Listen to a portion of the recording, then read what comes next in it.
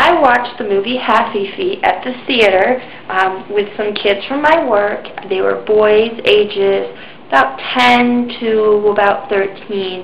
And the boys seemed to really like the movie. They liked the music, and they liked the way the little penguins danced around and moved their feet, and the singing and everything. However, I found the movie horribly annoying. The characters, their voices just kind of grind on my head, and the singing was entertaining, but a lot of times it just seemed kind of boring, you know, because it's just penguins on an iceberg. You know, how interesting does that get? But the kids seemed to think it was really fun. The characters of the movie are kind of funny, and so that, you know, gets us a little interested. Like, for instance, they've got some penguins that are smaller, and they're from south of the border, and they've got kind of this Mexican type voice.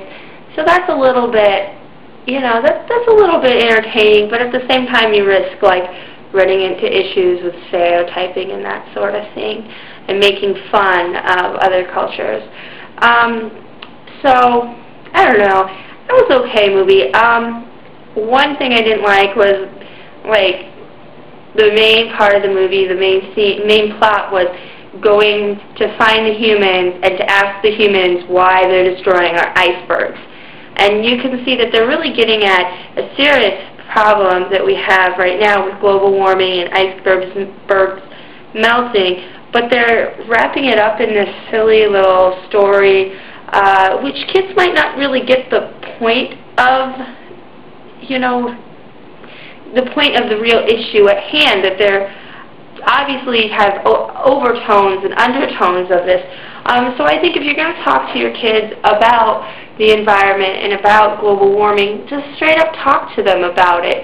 You know, it's not the kind of issue that you have to hide like that. You can just come out and say, look, our icebergs are melting, and it's really hard on the wildlife there, you know, and it's hard on the rest of the world.